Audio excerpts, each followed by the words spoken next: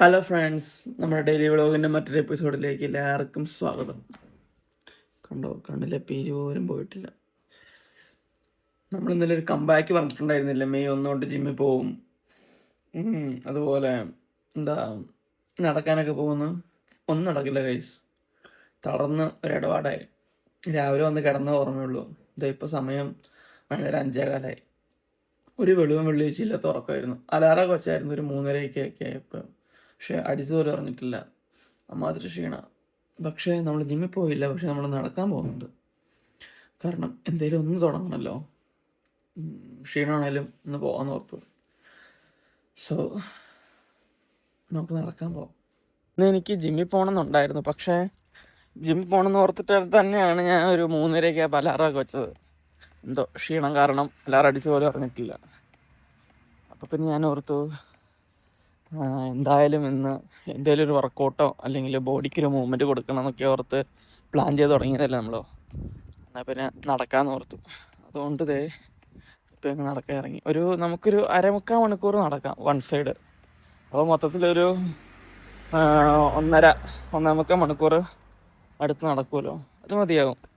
അപ്പോഴത്തേക്കും ആ ഒരു 10,000 സ്റ്റെപ്സൊക്കെ ഏകദേശം ആവേണ്ടതാണ്. പിന്നെ നമ്മൾ ഹോസ്പിറ്റലിൽ പോയാലും അങ്ങോട്ടും ഇങ്ങോട്ടും നടക്കുമല്ലേ. ഇപ്പം ബോഡിക്കൊരു മൂവ്മെൻ്റ് ഉണ്ടല്ലോ. ഞാൻ നാട്ടിൽ പോയപ്പോൾ ജിമ്മിൽ ജോയിൻ ചെയ്തപ്പോൾ എന്നോട് പുള്ളി പറഞ്ഞത്, സ്റ്റാർട്ടിങ്ങിൽ എന്നോട് പറഞ്ഞു 8,000 സ്റ്റെപ്സ് നടക്കാനാണ് പറഞ്ഞു. പിന്നെ അത് പയ്യെ കൂട്ടി ഇപ്പോൾ ഒരു 14,000 സ്റ്റെപ്സൊക്കെ ആയി. കാരണം വെയിറ്റ് കുറയുന്നില്ലായിരുന്നു. ചീറ്റിംഗ് അല്ലായിരുന്നു കേട്ടോ.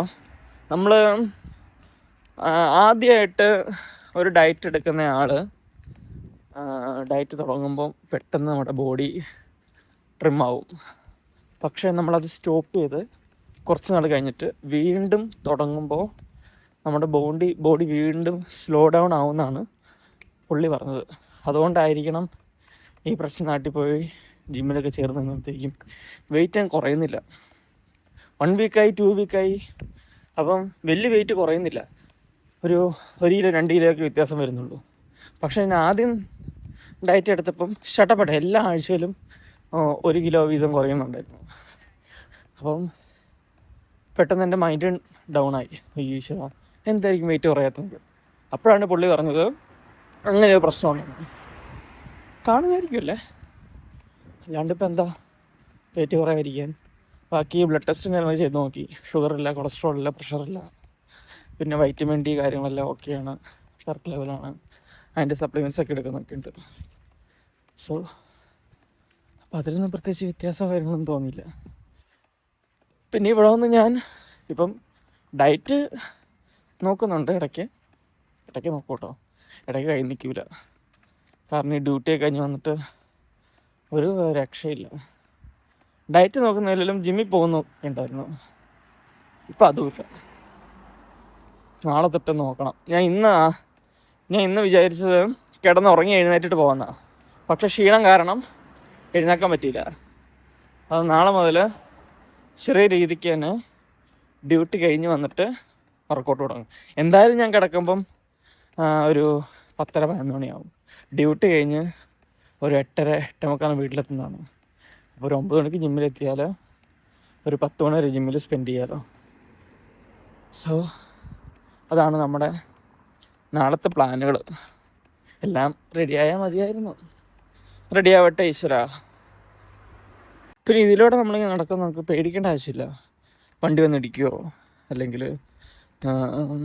എന്തെങ്കിലും പറ്റുമോ നോക്കുക, അങ്ങനത്തെ കുഴപ്പമൊന്നുമില്ല. നമുക്കിവിടെ എന്തായാലും നടക്കാനായിട്ട് സ്പെഷ്യലി ഡെഡിക്കേറ്റഡ് ആയിട്ടുള്ളൊരു വഴിയുണ്ട് കണ്ടോ, ഫുട്പാത്ത് ഉണ്ട്. അപ്പം അത് ഈ സൈഡിലുണ്ട്, ആ സൈഡിലുണ്ട്. അപ്പം നമ്മൾ വണ്ടീനെ പേടിക്കേണ്ട ആവശ്യമൊന്നുമില്ല. കാരണം ഇവിടെ ഇവർ ഭയങ്കരമായിട്ട് ഹെൽത്തിനൊക്കെ ഇമ്പോർട്ടൻസ് കൊടുക്കുന്നവരാ. ഇപ്പം നമ്മളൊക്കെയാണ് എന്ത് ചെയ്യും, നമ്മൾ മഴയാണെങ്കിൽ വീട്ടിൽ കയറി ഇരിക്കത്തല്ലേ ഉള്ളൂ. പക്ഷെ ഇവിടെ അവരങ്ങനെയല്ല. ഇവിടെ അവർ മഴയാണെങ്കിലും നമ്മൾ നോക്കിയാൽ കാണാം, തൊപ്പിയൊക്കെ വെച്ച് ഒരു ജാക്കറ്റൊക്കെ ഇട്ട് ഇവരിങ്ങനെ മഴയത്ത് നടക്കാനിറങ്ങും, ഓടാനിറങ്ങും. ഇപ്പോൾ രാവിലെ ഇപ്പം ഏത് വിൻ്റർ ആണെങ്കിലും എന്നാ കൊലകൊല്ലിയ തണുപ്പാണേലും ഇവർ ഇങ്ങനെ നടക്കാനൊക്കെ ഇറങ്ങും. അതുകൊണ്ട് ഇവർ ഭയങ്കരമായിട്ട് ഹെൽത്തിന് ഇമ്പോർട്ടൻസ് കൊടുക്കുന്ന ആളുകളാണ് ഈ യൂറോപ്യൻ ഏരിയയിലൊക്കെ ഉള്ളവരൊക്കെ. നമ്മളെന്ത് പറയും, അയ്യോ ഇന്ന് മഴയല്ലേ നമുക്ക് നാളെ പോകാമെന്ന് പറയും. പക്ഷെ ഇവരങ്ങനെയല്ല. ഇവർ മഴയാണേലും മഴയത്ത് പോകും. എന്നാ ചൂടാണേലും വെയിലാണേലും അവർക്ക് ചെയ്യേണ്ട കാര്യങ്ങൾ അവരെന്തായാലും ചെയ്തിരിക്കും. അതിനിപ്പോൾ എന്ത് തടസ്സം വന്നാലും അവർ ചെയ്യും. ഇപ്പം നമ്മളും അങ്ങനെ ആവണം. നമ്മളും ഹെൽത്തിന് ഇമ്പോർട്ടൻസ് കൊടുക്കണം. കാരണം ഇനിയുള്ള ലൈഫ്, ഇനിയുള്ള മുന്നോട്ടുള്ള ജീവിതത്തിൽ ഹെൽത്തൊക്കെ ഭയങ്കരമായിട്ട് നോക്കിയില്ലെങ്കിൽ 8ൻ്റെ പണി കിട്ടും. നമ്മൾ തന്നെ ഇപ്പം എപ്പോഴും ന്യൂസിലൊക്കെ കാണുന്നതല്ലേ, ഓരോരുത്തർക്കും ഓരോ അപകടങ്ങൾ പറ്റുന്നത്. അതും ചെറിയ പ്രായത്തിലൊക്കെ ഷുഗർ വരുന്നു, അറ്റാക്ക് വരുന്നു, കുഴഞ്ഞു വീഴുന്നു. സോ നമ്മൾ നമ്മളെ തന്നെ മെയിൻറ്റെയിൻ ചെയ്യണം, നമ്മളെ തന്നെ ടേക്ക് കെയർ ചെയ്യണം. നമ്മളെ നോക്കാൻ വേറെ ആരെക്കൊണ്ട് പറ്റത്തില്ല, നമ്മളെ നോക്കണമെങ്കിൽ നമ്മൾ തന്നെ വേണം. ഇപ്പം നല്ല വെയിലുണ്ട്, അതുകൊണ്ട് ജാക്കറ്റ് ഇടേണ്ട ആവശ്യമൊന്നുമില്ല. തണുപ്പ് ചെറിയ തണുപ്പുണ്ട് കാറ്റ് വീശുമ്പം, പക്ഷെ അത് കാര്യമാക്കേണ്ട ആവശ്യമില്ല.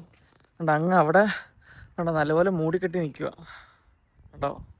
മഴ പെയ്യാൻ ചാൻസ് ഉണ്ടായിരിക്കണം, പക്ഷേ ഇവിടെ നല്ല വെയിലുമുണ്ട്, നല്ല സുഖം കേട്ടോ. കുറച്ച് വൈറ്റമിൻ ഡി ഫുൾ ടൈം ജോലിയൊക്കെ അല്ലേ, അപ്പം കുറച്ച് വെയിലൊക്കെ ഉള്ളത് നല്ലതല്ലേ. നമ്മളിങ്ങനെ അങ്ങോട്ടും ഇങ്ങോട്ടും നടന്നുകൊണ്ടിരിക്കുന്ന തരാപ്പാര്. റോഡ് ക്രോസ് ചെയ്യണം ഇടയ്ക്കിടയ്ക്ക്, ഇല്ലെങ്കിൽ മുന്നോട്ടുള്ള വഴികളിൽ തടസ്സങ്ങളുണ്ടാവും. കുറച്ച് വീട്ടിലെത്തിയിട്ടുണ്ട്. നമ്മുടെ ബിന്ന് രണ്ടും പുറത്തായിരുന്നു. നല്ല വേസ്റ്റ് കളക്ഷൻ ഉണ്ടായിരുന്നു ഇന്ന് രാവിലെ. അപ്പോൾ നമ്മളതെടുത്ത് ഇനി നമ്മുടെ വീടിൻ്റെ പുറകെ കൊണ്ടുവയ്ക്കണം. നമ്മൾ ബിന്നിനെ ഇങ്ങനെ വലിച്ച്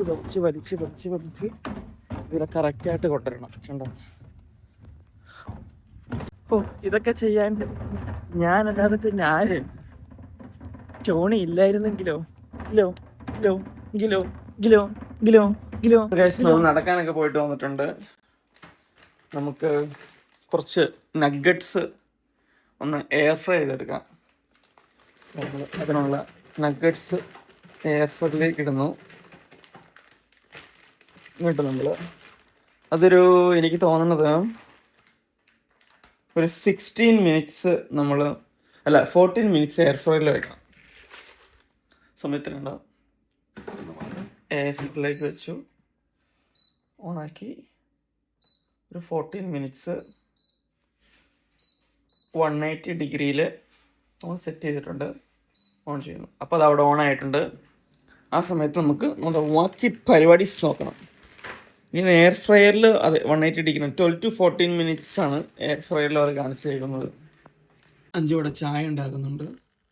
കാപ്പി. ഇനി നമ്മൾ കുറച്ച് നേരത്തേക്ക് പാലൊഴിക്കും. സോ നമ്മളിതിൽ കുറച്ച് പാലൊഴിക്കും, കുറച്ചില്ല നല്ല ആവശ്യത്തിന് പാലൊഴിക്കും. നമ്മുടെ നാട്ടിലെ പോലെ നമ്മൾ പാല് തിളപ്പിച്ചിട്ട് അല്ല നമ്മൾ ചായ ഉണ്ടാക്കുന്നത്.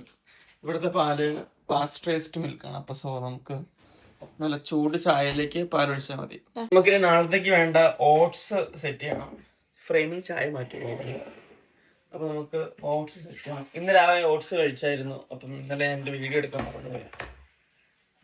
അപ്പോൾ അതിന് വേണ്ട കാര്യങ്ങൾ ഇത് നമ്മുടെ കുറച്ച് ബെറീസ്, വേ പ്രോട്ടീൻ, ഓട്സ്, പിന്നെ കുറച്ച് ക്രിയാറ്റിൻ, പിന്നെ chia seed, ലെമണൊന്നുമില്ല.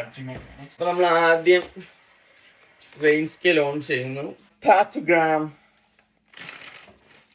Chia seed, berries ഒരു 10 ഗ്രാം ഇട്ടിട്ടുണ്ട്. Creatine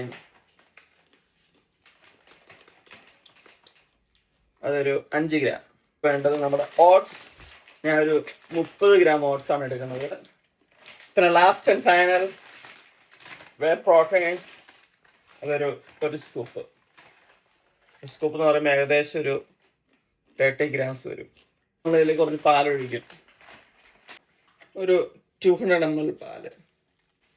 mix. എന്നിട്ട് നമ്മൾ ഇതെടുത്ത് ഫ്രിഡ്ജ് വയ്ക്കും. ഇത്രയുള്ള നമ്മുടെ ഇന്നത്തെ വീഡിയോ. ഒന്നുമില്ലെന്നറിയാം, എന്നാലും നിങ്ങളെല്ലാവരും കാണുക, സപ്പോർട്ട് ചെയ്യുക. Okay, bye. ഞാൻ വീണ്ടും ഡ്യൂട്ടിക്ക് പോകണം ഗൈസ്. ഡ്യൂട്ടിക്ക് പോയി പണിയെടുത്ത് രാജാവാവട്ടെ.